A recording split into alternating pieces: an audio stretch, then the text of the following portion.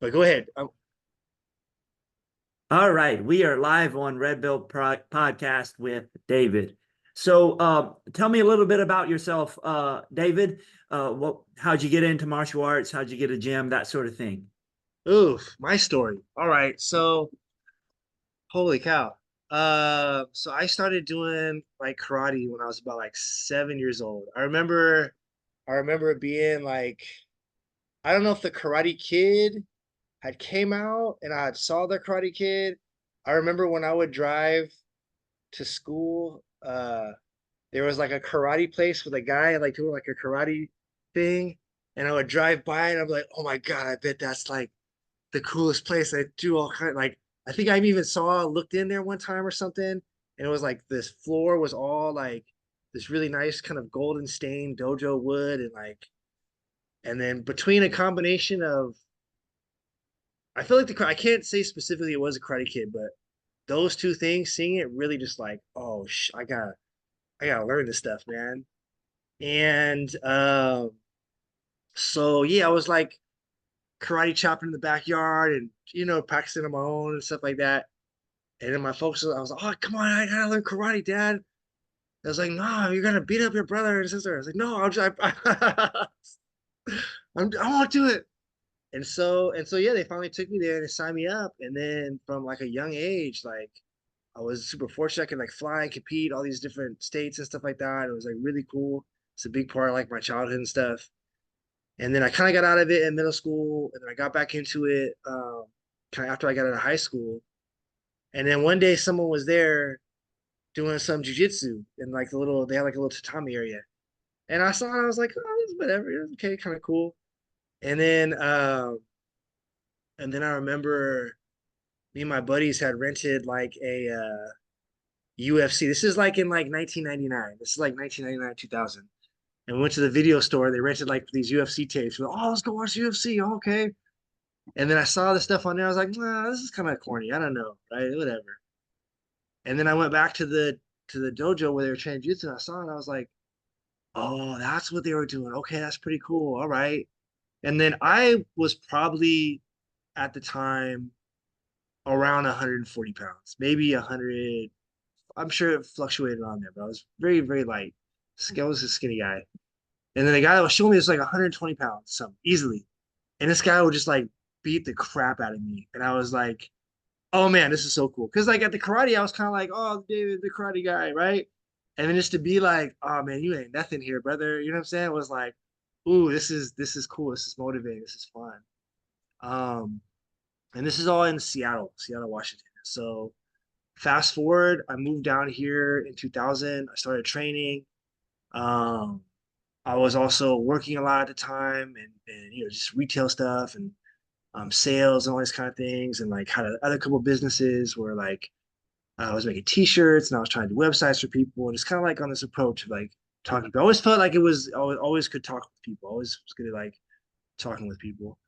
Um, and then we got an opportunity to open up a spot here in Hayward in 2009 with a few other people, and then I started teaching and started seeing what it's like to build somebody and started seeing what it's like to get new members and like what a sales process looks like and all these kind of things. Like at first it was like we're teaching in this little 600 square foot area, and then we get a bigger space that was like way bigger. And then I remember looking at how much it was going to charge us and then how much we was making. Like, oh, we're not making that. Oh man, how are you gonna pull this off? Just looking at the hard numbers. And then, just through like hard work, we just made it happen. And then I've been doing it. What year is it? 2024. Here we are, 24 years later. The ups and downs, still here doing it. So that's how I got started. Awesome. So, um, a lot of people talk about different backgrounds they have, and so you don't have any college background in business or anything like that, but you did some sales, telemarketing, things like that prior to that. Yeah, I learned So in the streets, man. No, I'm just kidding. So which of those two things do you, I have my own opinion on this, but like Mhm. compared like business degree or formal business training Yeah, from college or experience in sales, appointment setting, telemarketing, like which one of those yeah. I backgrounds are mean, better? business So background? here's a trip. So my wife is very much academia lady. Like she went to very high, like Berkeley University here in California. She got her master's at Georgetown in DC, and so she's like academia lady, and she's worked in like big corporations doing big stuff. You know what I mean? Um, and I didn't do any of that, but now she has a business and her own business, and a lot of the things that I learned were applying to the business that is like they don't teach you in school. You know what I'm Mhm. saying? They don't teach you any of these kind of things. They teach you kind of a little bit. But I was asking, I was like, does any of this shit you learn in school help? He's like, man, this ain't shit. But what I will say is if you in this again, entrepreneurship, I think us as entrepreneurs sometimes we see like how could you live any other life? We talked before. You can see Brian's supercomputer back there. We're kind of nerdy guys, respectfully. You know what I'm saying? Like you can talk to some people that are into astronomy, right? Like measuring planets and lights and stuff like that, and be like, how would you want to do anything else? Astronomy is so interesting, right? But if that was not for you, I think sometimes we lose factor, like, no, this is not for everybody. And you wanted to get in that corporate environment and you wanted to kind of do these things, or even if it was like policy or any stuff like that, you're going to have to get that formal education. It would be, you won't have as much opportunity to get into these places if you don't have that versus do having that. You can work your way up. There are people that do work their way up and start low and you can be impressive, but ultimately that's going to require you being able to educate yourself and to do better. So um, I don't know which one is better. I think you can look at For statistically. running a martial arts school. Oh, for running a martial arts school, I would say just I think if you're gonna get into a martial arts group, I would say get into you want to run a martial arts school, you have no idea what you're doing. I mean, I can only speak from my experience because I didn't have like I didn't have like a educational background. And I think I did some web development stuff that was kind of helpful, and now I'm paying someone else to do it. So what good is that, right? Uh, but I would say that I don't know. I'm never gonna frown on education. I think more education is better than no education. But in terms of fast tracking martial arts schools, I don't think you need to go to college. Yeah. Is the answer. But do you feel like your sales and appointment setting training in other jobs did that help more than a college or something like that? Oh my God. Okay, so I think I can speak on this. So my first, I always say this company was my sales pimp, right? This company was my sales trafficker. They took me from regular David to salesperson David. This company was the transition from that. And I remember my friends would hype it up a lot, and then I ended up working for it. It was this company called Warranty USA. And it was called WUSA. And basically, what they would do is they would go, and this is back in like 2001. This is probably like 2000, 2001. They would send out a bunch, they would go into the DMV records. I don't know if they can still do this, but you can go into a DMV and get everyone's address and you can basically get everyone's address and everybody's, I think, their license plate and their VIN number at the time. And so what they would do is they go to people that were in Corpus Christi, Texas, and a few other towns in the South, and they would mail them this little postcard that would say their name, their address, and their VIN number, and say, call us immediately about your vehicle, right? And you get these people that would, oh, what's going on with my car? What's going on with my vehicle? And then we would act like it was like, hold on, let me see what this is all about, right? And we'd like put them on hold for like 10 minutes or something. I remember it was really weird. And even explain this, it sounds kind of crazy. And then we get them back and say, okay, well, I looked on your vehicle and looks like this is your last chance to get this warranty, right? And you get all this up. And there was like a script that you'd read the script, like don't do nothing, just read the script, read the script, read the script. And there was like sales training, and I think I don't know if you ever seen the movie The Broiler Room. I've heard about it. I've Okay, you should watch it. Like, anyone that has to do sales, you got to watch sales movies, and The Boiler Room is a great one to watch. The Boiler Room is, I think, if you're an entrepreneur, you should watch that movie. But it's the movie came out around the same time. It's about guys like selling stocks or The Wolf of Wall Street. You seen that one? I've seen that one. Same concept, just a little different. Um, and yeah, and like surprisingly, I was able to convince people to spend $2,000 right on their credit card to buy this warranty for their car. And I wasn't great at it. I mean, there were people that were doing way more better than me, higher numbers and stuff.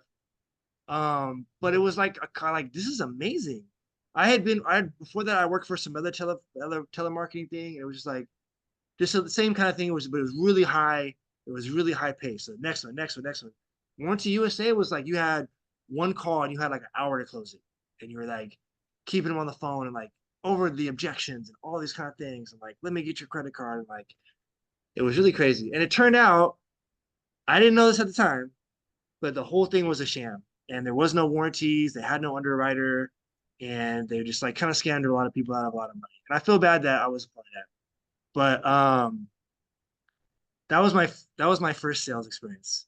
And then from there, I made websites for people, and like um I had a t-shirt business for a while. I would go stand out and say, "Hey brother, hey, come here." You know what I mean? Like the guys at the festivals, "Hey man, you want to look at this shirt? It's a nice shirt." And then I worked for a cell phone company for a while and did a lot of sales there. And that was a similar thing, like, closing deals and understanding follow-up and calling people. And I took some stuff from the telemarketing. Hey man, the phone's up for Hey, like those kind of things. So, and really, I'm just like thinking about this now, like, the sales process is pretty much like not a lot has changed. I think there are now tools that can for sure like really exponentially help you and help you meet more people in a lot of ways. You kind of have to in order to like really be successful in this modern era of like gym jiu-jitsu stuff. But yeah, like it doesn't really not a lot has changed. That's kind of how I got into it. So you're saying that like, that stuff did help you with your school.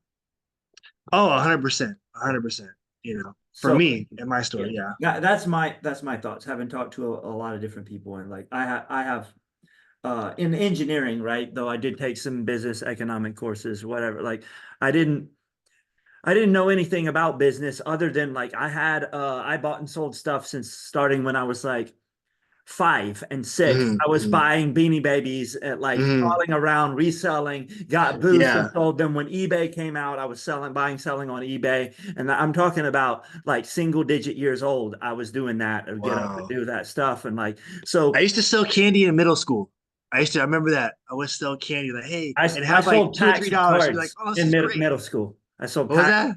I sold packs of cards like Oh yeah. Pokemon, Uh-huh. Yu-Gi-Oh, baseball cards, whatever you wanted. For us, it was Magic the Gathering.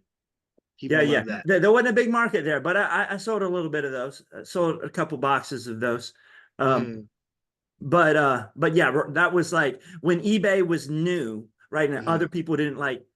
I had the scoop because other people didn't know how to, or they were scared of it, right? You Yeah. had to send a money order first, right? There was no PayPal yet. Oh, really? Yep. No Wow. pictures, no PayPal. Yeah. They would just mail you a money order? Yep. That's the only Wow. buyer sends money order first. And then the seller sends the thing. And they didn't know Wow. that they were doing business with a 6-year-old, 7-year-old kid. That's amazing. But with no pictures, that like so it's like it worked, I right? I mean, had hey, more brother, legitimate business than some I'm people. living in the times. Yeah, so like I feel like a lot of entrepreneurs too have like an early kind of age. I think so much of entrepreneurship I feel is just like belief that you can do it. Like I remember when I closed my first like big like telemarketer, and this is like a couple grand back in the day was like a fair amount of money, right? Like I remember my rent for my room was like $300 or something like that. So and this is in like Seattle. And so yeah, having that experience and like sure, when you get that first yes, yeah, okay. Really? Oh, okay. Like Yes. that's all it So takes. my issue is I never did that sort of sales, right? Mm, So the sales that I did, like it was either e-sales, online, like so like knew mm, more about how to write an item description and things like that. And like, but wow. or and That stuff is so I crucial. worked booth stuff too, but it was you were more order takers. And like it Yeah. wasn't so I had to learn that after I opened my school. There was like not I didn't know appointment setting either, and like that would be Yeah. such a valuable background. And like when you said like oh the web stuff, like so I had some background in that, right? But Mm, um you were like, well, I have somebody else to do it for me, so it doesn't matter. I will counter argument that to say that Tell me. it is very, very hard to be a good manager hiring. I'm not saying you can't, but Mm, hiring people and leading people for a job that you have never done is very difficult to do. mm, yeah. So if you're like, oh, I don't know if it's helping me because, well, if your guy's doing a good job now, though, you know how long Yeah. stuff should Yeah. take. I know what You to know, expect. I know what the goals are. Like, you yeah, I know pay how this why agency, these so freaking tap out gyms had such a reputation of fake black belts, because it was a mm, franchise almost always owned by somebody that didn't train, or by white belts. mm. So you don't hear so much about black belts hiring fake black belts, because I Yeah, don't even jujitsu need to is see weird you like on that. the mat. I know almost before we go on the mat that you're fake most of Jiu-jitsu the is time. like, nah, brother, I'm gonna fact check you, man. Oh, wait, where's the, you know what? In a lot of ways, Yeah, but and I, people do good. People can sneak yeah, past fact checking. They can go that's get their true. friend to vouch for it, but they're not going to sneak past you because you're a black belt. They Hey, won't sneak brother, past what you me doing? because I'm a black belt. But if you were an Yeah, owner, they might could sneak past you. They tell you some garbage. yeah, yeah. With the Or community, even there's some black belts that shouldn't be teaching too. It's like, so you're a yeah, legit black belt, but it's one of those that you don't really yeah, yeah, teaching at your school, but you wouldn't yeah, know, right? If you weren't one. So same thing with web development, same thing with appointment setters and salespeople. For me, especially for salespeople, I could never hire or train a good salesperson until I just went and learned to get good at sales, yeah, yeah. That's right? true. Yeah, but then let me ask you this: then what do you think is because I know I've talked to a few business owners that are doing like really well, and I think their superpower, I guess, is their ability to hire. Like I knew a guy, we talked to guys doing like a real good gym, and he says he doesn't do any of the sales. He Yeah, says he but hired a he never salesperson. has. He never has. I think He he said he doesn't have the started at first skills. and he sucked at it, is what he said. He was like, I started, I That wasn't my that may thing. be okay. So I, Yeah. I think that you can be a purple belt and hire a Mhm. good black belt. You might could be a blue Yeah. belt and hire a good black belt. I don't Yeah. think if you don't train, you're gonna need, Oh yeah. No, he right. trains for sure. Yes. Yeah, you No, can't but just I be Joe mean Schmo. by sales, that's the equivalent of you've never sold. If you've done a little bit of sales, you Yeah, could yeah, hire a better sales guy than you, right? yeah. You can That's be a true. black belt and you can hire a better black belt than you. Yeah. But if you've never trained and you looked at jujitsu on YouTube, when you hire a black belt, you're not going to do a good job. Like it's just going to be luck. And Yeah. then even if that You have person to know a little leaves, you stuff. get lucky, then you don't know how to replace them, right? And you're too dependent. Yeah. Like so, I think you need a little of the skill. No, Um, for sure, for sure. Not for sure, but like I think it's very beneficial. Um, Yeah, I think the more experience you have in what you're doing is important. Or just understanding. I mean, so much of business is like, and this is like coming from, starting another business that, we had almost zero background in. And it's doing pretty darn good, with 9, 10 months into it.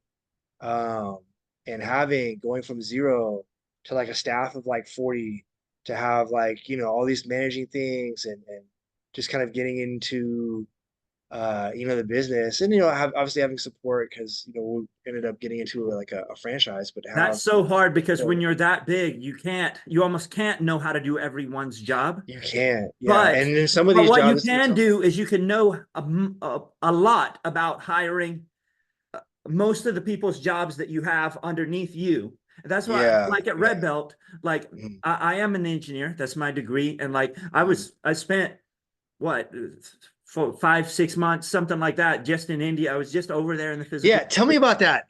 Yeah, Tell me about that. What was that like? it was a different experience, man. And you Just went to India to hang out with coders, I'm assuming, or what yeah, did well, you? and it was very beneficial to be there all day, Mhm. right? Like I'm still available, like with Zoom and with remote, like I'm still Mhm. available all the So time. do you Like, have but a team being in there, what? in India that you have a team in India that's helping you program this thing, or like how does Yes, that? yes. It's not just me. I Okay. have a full team, and it's I have a good friend of mine that we split an office over there. Um, Wow. but um, but yeah, I went over there and worked in person with my team. Was there in person. It's very, very beneficial. But yeah, especially for red belt, like yeah, I don't know how to exactly do everybody's job there, right? But if I know Yeah. enough, But you know someone that does. These people, right? So you have to hire the Yeah. first tier of people, and these people have to know this, and right. So somebody, and if you can't be that at the beginning, I know so many people that got the same idea as me that wanted to start a software company and are out of business. And you know at least one of those Yeah. people too, because they Yeah. weren't that guy and weren't willing to go do that. And they wanted Mm. to invest some money and hope it would all work out well. Yeah, And it's hard, man. This the businesses, especially like startups in general, and even maybe perhaps tech startups specifically. Like we're here in the Bay Area, so San Jose, San Francisco, Oakland, like all these big like tech places and venture capital companies that are like, hey, I'm gonna throw some money at you. I think that's why Silicon Valley Bank went under, is because from my understanding, they had a lot of money tied up in venture capitalism or something like that. And I could be totally wrong. I could not know what I'm talking about. That's very true. super high But risk thing. yeah, I and then when the bootstrapped interest mine. rate changed, yeah, when the interest rate changed, then they're like, "Oh, brother, we're running it up here." But then you get the ones like my friend used to work for Marqeta, which is this like payment processing company. He was like employee number seven in the whole company, and now they're doing real good. And they took in a lot of money, and they went public, and everybody's rich now. So Yeah. there are some that can work. Yeah. Yeah, So, with do you still do some of the sales and appointment setting at your I do. I don't do the appointment setting, but I do. I still do a fair amount of the sales. Yeah, and I'm having someone that's like working with me now that's doing really good and trying to be a comfortable. I'm not 100% comfortable yet. Comfortable with bringing somebody else new in that can also do a good job. Yeah. yeah, for me at my gym, as I focus on being able to free my time to spend basically be full time on Red Belt right now. Yeah. It's a big thing was at the beginning is like part of the investment in the people to me isn't just the training and their salary up until they train and all that is Yeah.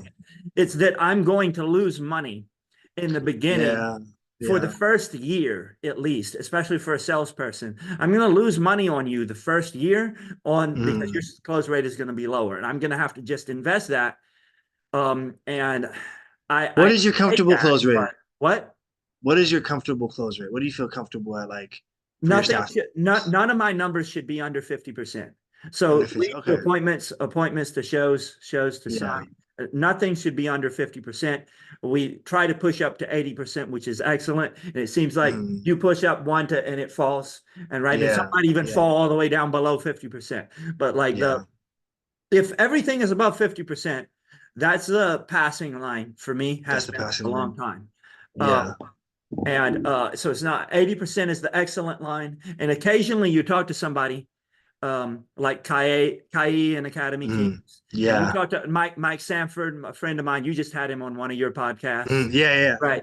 I've known him for forever. He's part of a different Super cool guy, mastermind bro. group. Super cool guy, bro. Both of those two guys are guys that claim over 90% close rate.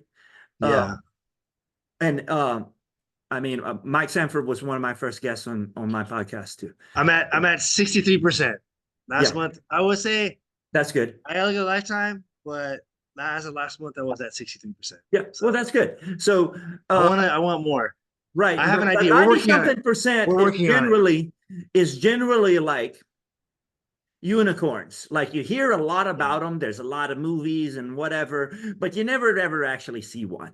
Yeah. But yeah, there's a couple people that seem to pull it off. They talk about like there's a 10% of people, 10 to 20% of people you almost can't miss, and there's 10% of 10 to 20% that you almost can't get. And I Yeah. added the word Yeah. almost because people say that you can't get them, but we have demonstrable proof that you can dip in that far. But in general, if you're doing 80% close rate, you're Yeah. absolutely crushing it. That's But like I think to your point, like, in terms of running a business, like, let me just get someone that can do 50%. If I know I bring in 70 people and you're going to close 35 of them, that's not bad.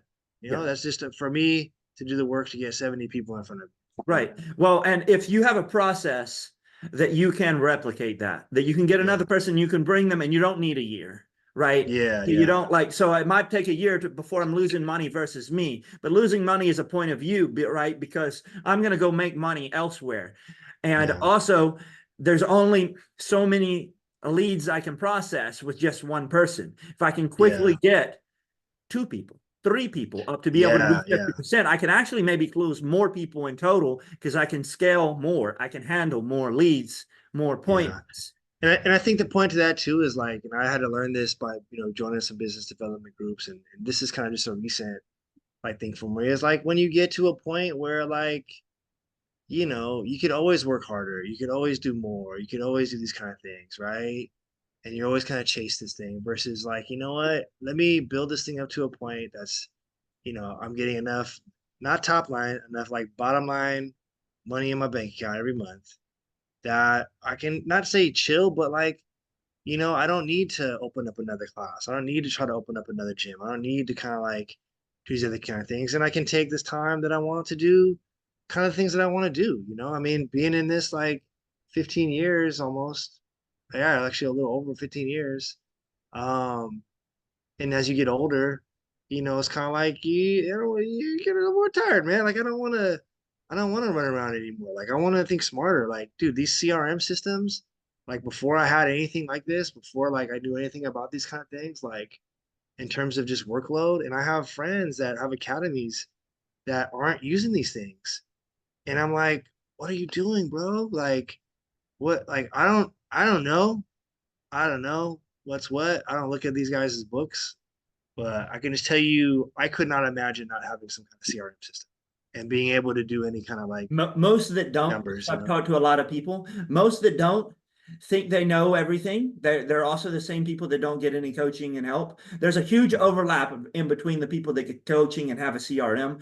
The first person Mm, that I had that I ever got coaching from, and at first it was mm, like, because the first things they told me to do was I just started spending more money and I was comfortable with them. And then the mm. first thing they said to do is like, well, you got to get the CRM. And it's Yeah, a you gotta buy. old one. They don't you even gotta have it. buy.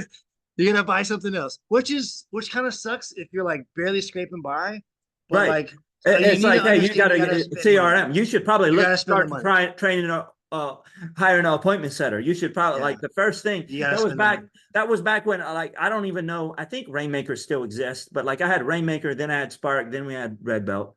Okay. Um, and that's kind of the path that I went and like that was hey, that's what they used at that time. I was like, yeah, Yeah. yeah, get Rainmaker. And it was $200 a month at that time. And that I mean that was years ago. $200 a month felt like a lot, but it's like was Astronomical. it What? was it was nothing compared to what the industry leaders have now. Yeah. And it looked like it was built on Windows 92 or something like that. And it was like, but still, what I said when I was a guest on your podcast is like, man, if you join the worst person in town, it's going to help so much. It Yeah. helps so Yes. much. Like Yes. If you're like at zero, one is gonna be 100% and I better than had you being. automatic billing. I did it through the bank, and it was like a pen. Like I Yeah. thought it was okay. Which company did you use for billing, if you don't mind? Uh, I had First Data. prior to using a CRM, you mean? Yeah. I went to the local bank and used Oh, whatever their manual, super cumbersome. I think I had to fax them something every time I had to enter somebody too, Jesus. and it was like I yeah, knew people that would do that. You but it sign was the free. contract It and was then free. And so I thought that I was making a good call. Hey, yeah, we're small. I need to make more money before I can buy these stuff. But it's the yeah. opposite. Like you need What something would happen first. if someone's with that system? What would happen if someone's thing didn't go through? How would you find out? I think there was a way to manually look at it, but at the time, my CRM was. Let me see if I still have a piece of paper like that, like there. So I had these yellow sheets of paper, right? Uh, And I would list all the students that have paid and have not paid on this yellow yeah. sheet of paper Oh my and attending God. at different things. And I had some different yellow sheets of paper, and they laid Oh around my and like, God. and that my CRM was yellow sheets of paper, long And yellow. you know what? Sadly, that may have graduated some people, and maybe not the piece of paper, maybe just like notes on their phone and stuff Yeah. like that. I'm Well, I like, guys, didn't. come When I on, opened, man. I Like, didn't have a phone, bro. I didn't yeah. have a Oh, cell phone. that's right. That's right. That's right. I got one right after I opened, but I didn't Yeah. afford a phone. So all Yeah. these guys, I can't afford it. Like all these guys, like, well, let me check my account to see if I can afford it on your smartphone. It's like, bro, you're not broke. The type of broke I Yeah. was, and I I trained. mean, even just talk about like how powerful a CRM system. So some people don't know, what is a CRM system? Customer relationship Relationship management. management That's is the what what's it okay. Go. I stands was about for. you. Right. That's So what you're it stands for. yeah. The ones in martial arts right now, especially red belt, but like a lot of them, they're more than CRMs because they're communication tools too. And like Yeah. there's a lot like so red belt is like a communication tool that Yeah. does two-way calls, two-way text, two-way emails. It's the Yeah. full CRM to manage it's a billing software, right? Can manage your billing. Mm, It integrates with mhm. subscription billing. It's drag and drop automation. It's being able to manage the customers, sort them, basically be able to tell what's going on in your business and automate it and help push things forward, right? And So just with that right there, that was about like 10 different things, right? So without something like Red Belt, you're looking at doing some kind of billing system, some kind of communication system, some kind of email. Is it your email at gmail.com? You're gonna get all those emails and answer them back.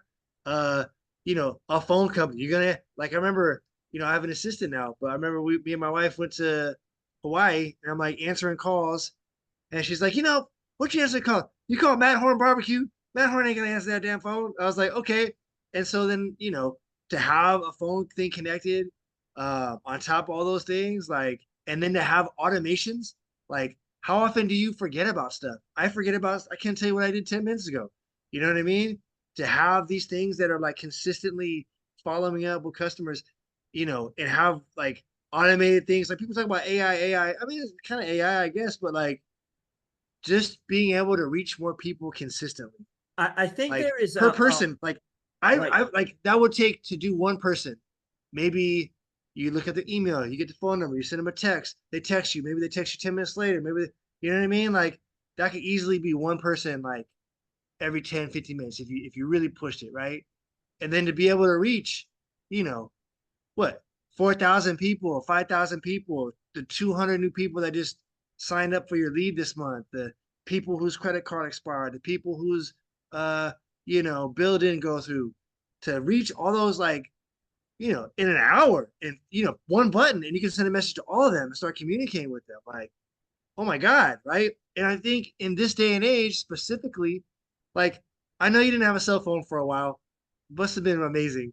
But I know at one point I was getting like maybe 17 spam calls a day or something like that. Like just the sheer volume of like stuff people are bombarded with. Like even if it's something that they're interested in, like people are You busy. They have don't to have have an time. amazing follow-up because Yeah. if you're I talk to people all the time that they're like, "Hey, I need more leads," and leads are good, but I did the math on your podcast for you, but it's like if you get 100 leads and you Mhm. every step of the way is 20%, that's a little less than one person signed from them. Yeah. For us, it's At about like, 50%, it's like 12, 15. At yeah, 80%, it's like 50 something students, like 54. yeah, yeah.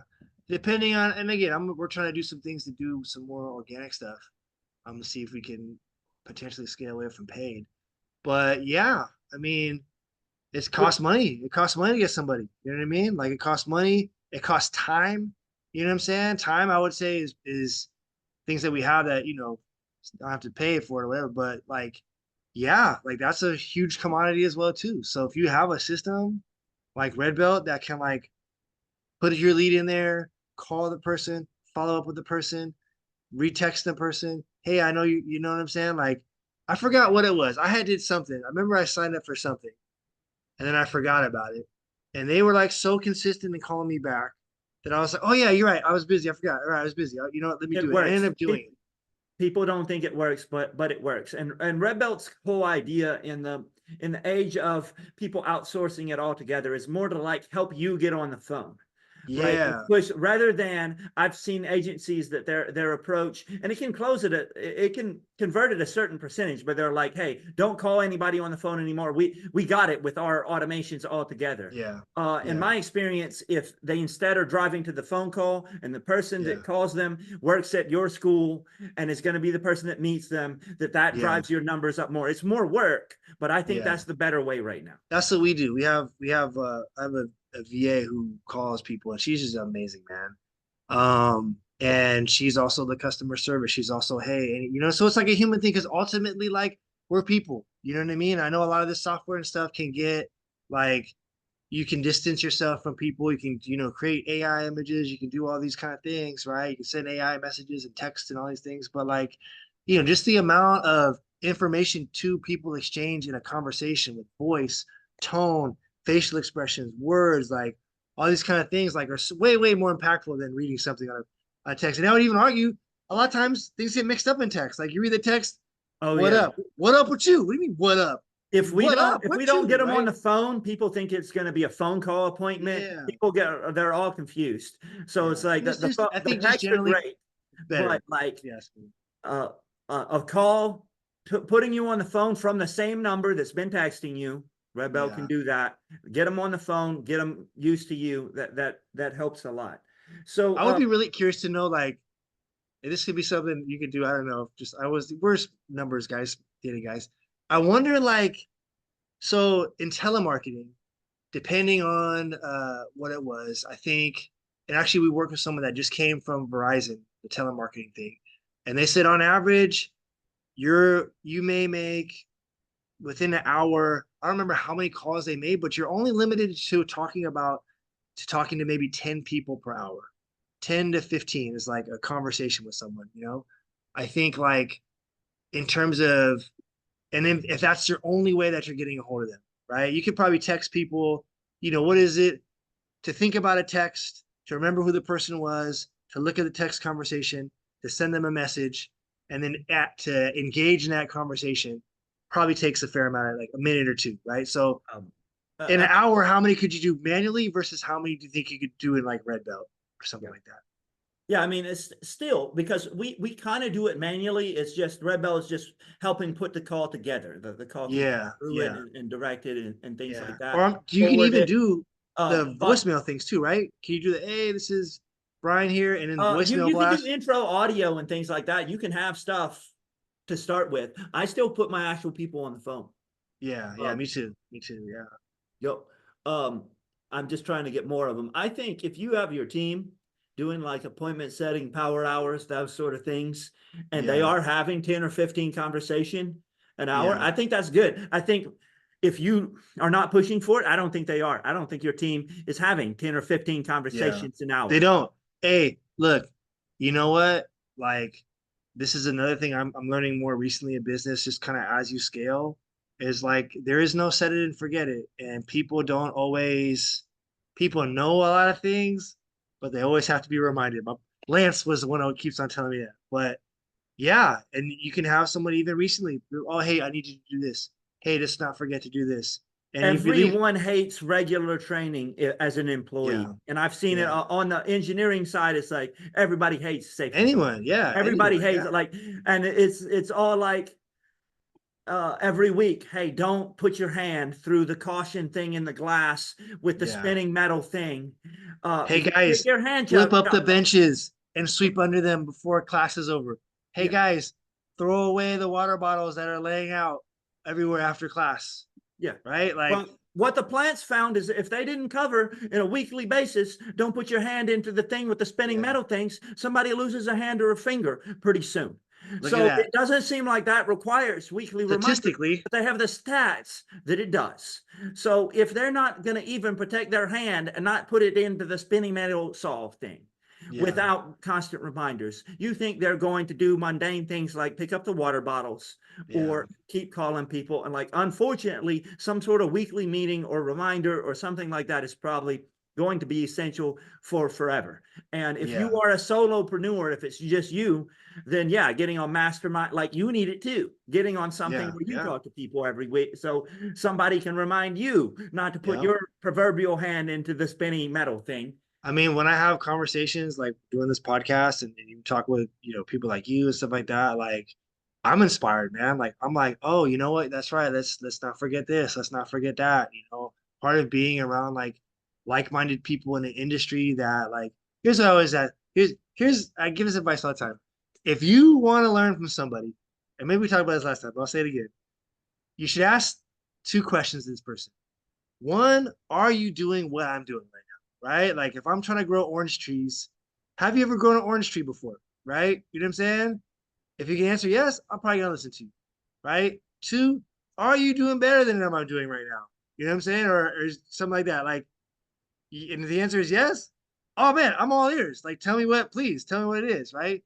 And I think that you know, if you're not in a system, if you're not in a place where you can learn from people that are in the business, like I don't know if anybody that has a CRM martial arts system actually owns a CRM, actually owns an academy, or has the history of what it's like to grow a business from Probably zero. Like, not. And if you can, you're not going to reach them and be able to talk to the CEO of any of these companies. So yeah, I'm actually reachable also. So that's a cool thing as well. I like working yeah, with companies like that and myself. it's like when you're the hair club for men.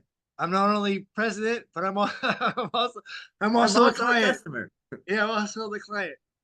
Not only the client, I'm the player president. No, yeah, that's important. I think in terms of like, and again, when you talk about like, we do business with people that we know, like, and trust. You know what I'm saying? So if I know you have a jujitsu academy, I know you've done this already and you've already had all these problems, then I trust that I know what the fuck you're talking about. You know what I'm saying? And if you're showing me results and this thing's working and you're helping me out with the growth of the business, then I'm probably gonna like you. You know what I'm saying? So like, dude, boom, boom, boom, there you go. Sign up for Red Belt today. Yeah. Um, really quickly, I know we're running a little shorter on I time. know You we mentioned good. you What's up? had some organic things you're trying right now. You have any cool Yeah. stuff that we might not have heard of? So my wife and I have a home care business, and this is like the next. And I don't know, this could be a whole other conversation, but like there is a crisis and it's happening in this country, and it's a crisis of elderly people, and it's a crisis in terms of like expense and manpower and people being able to take care of each other and stuff like that. Like, and it's something that every single one of us that has parents or elderly people that we care about are in some way going to be impacted by or currently experiencing, whether it's taking care of an aging parent, taking care of somebody with dementia, taking care of someone that's on disability that doesn't qualify for some of these like Medicaid, Medi-Cals, and these kind of stuff like that. Um, and it's the elderly people. It's people getting older, and so we're in this business, and it's like just dude to be able to work with some of these people and provide livings for the people that you're employing, and helping some of these people that are coming out of hospice and all these kind of things, like really just helping to take like the edge off of like the last kind of season of their life is like super rewarding. Um, but not to get new clients and things like that. It's just, it's you need a few things, right? And up until this point, all that we've done is it's all paid leads. But when you go back to the we talked about how business is a relationship with people. Ultimately, and this is like we're in a franchise, so ultimately it's like data driven numbers throughout the whole industry, not even just the company that we're with, but like other industries. Like if you build relationships from referral sources, you are exponentially going to do more than just kind of pay leads. And what that means is like having a relationship with a skilled nursing center, having a relationship with a social worker, having relationships with people in the VA and things like that. And to say, hey, look, this is my business. I know you are dealing with people that are, could use my service and stuff like that. Like, you like me, you trust me, refer me your people, and I'll take good care of them. And building out is exponentially higher in terms of the business that you have that you generate.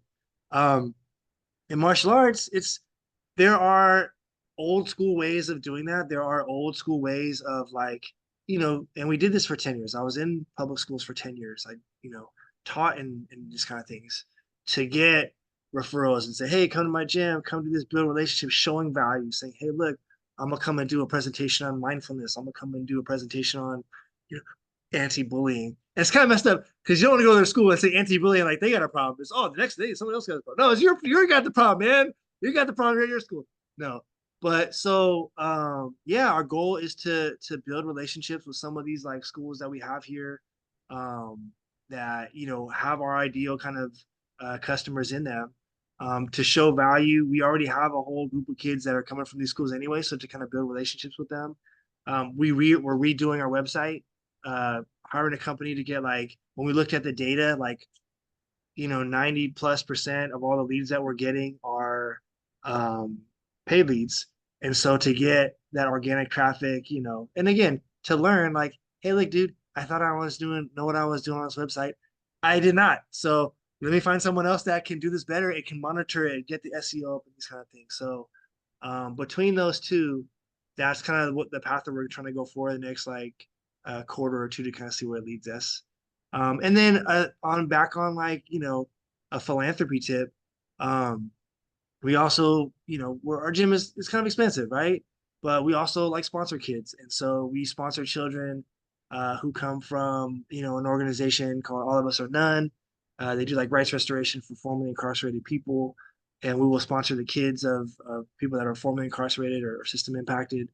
And then I had a conversation with someone earlier today, my accountant, very smart guy. Shout out to my accountant. But we were talking about foster care, and when we grew up, we had foster kids, kids that lived with us for a little while, and out of all the people, of all the kind of stuff, like, them kids just got a rough. You know what I'm saying? They just got, like, nowhere and anywhere did they have any control over their situation, right? And even being a part of it personally, like, it's always a special thing. And we haven't done this for a while. We get back next time we talk, I will have done this, but we also had, reach out to um, foster care agencies and stuff like that to get some younger kids that are in foster care to sponsor. So the real organic approach is just like getting in front of people and having conversations again, and not relying so heavily on some of the paid leads. Is the course that we're trying to go over the next couple months. That's cool. I can't wait to hear how you do with that. Do you have a special, any one special quick sales tip for anybody, like any sort of change you've made or anything like that? Yes, Nope. Yes. 100%. So I have read so many sales books, listened to so many sales podcasts. I've spoken to legitimately, I've tried to perhaps sell people about 30,000 sales interactions, whether I sell them, whether I did it. I would say it's probably higher, but you can do all these little tricks about neural mirroring and say the right words and nod the heads and all these kind of things and all that kind of stuff, right? You can get a little bit of success with that, I suppose, right? But I think in order to really be the most successful, you have to be intentional about solving this person's problem. You have to really fucking believe that, listen, dude, you're in the right place. I'm excited to have you here. I'm excited to help you with this problem. It's going to make me feel great to know that you came in here, you became a part of our gym, you became a part of my company or my business, and now your life is better. Because if your life is better, then that can reverberate on to make everyone else's lives better, kind of thing. And I think if you, all these other sell things and tricks, and there are certain processes that you can go through that will help you, but ultimately, the number one thing I believe you could do to increase your sales is just be very, very intentional about, you really believe that what you're going to do is actually going to help this person. And it's going to come across in your tone. It's going to come across in your body language. It's going to come across in the things that you say. It's going to come across in you being patient with dealing with objections and things like that.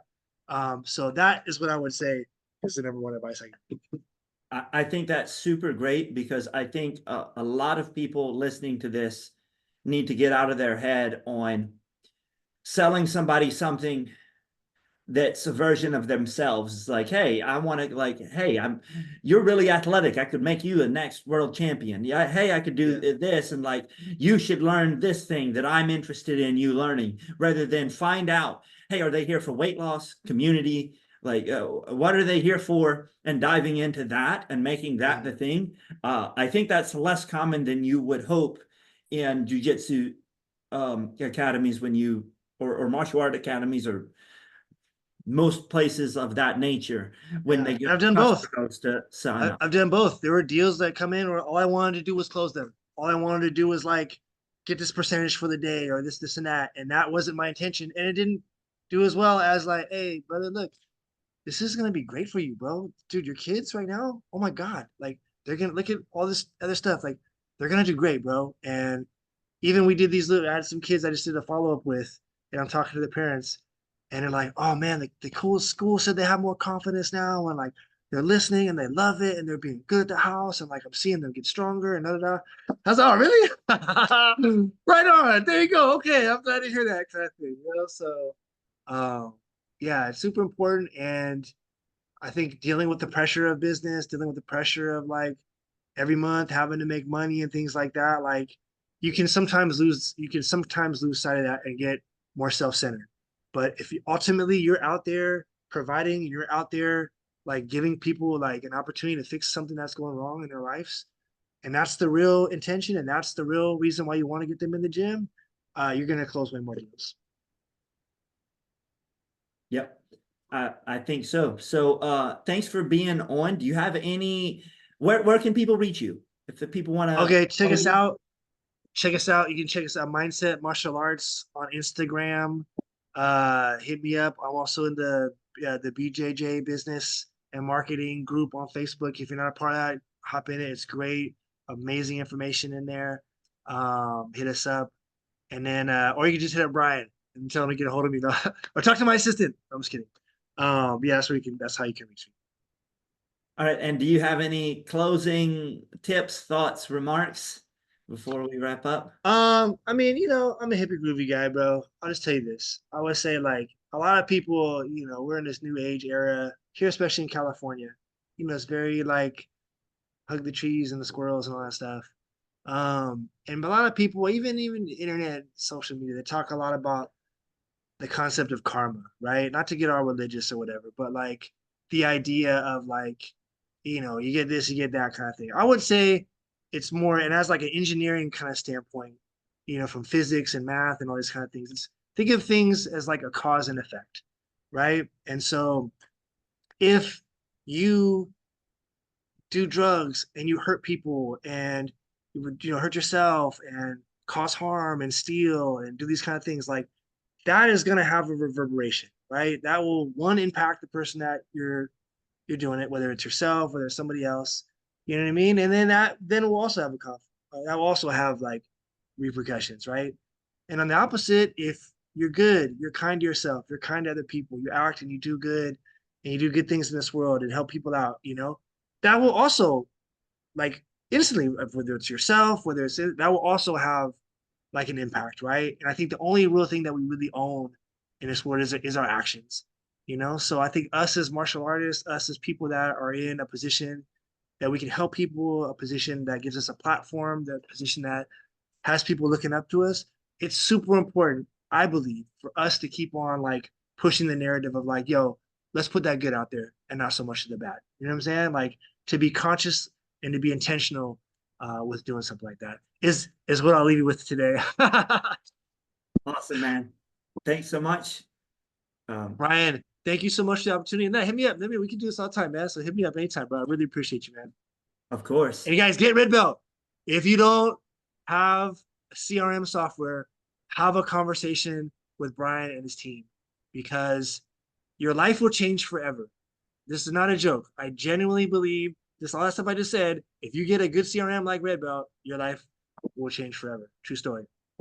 All right. All right. Thank you so All right, much. Brian. Take care. See you Thank you, soon. brother. Take care.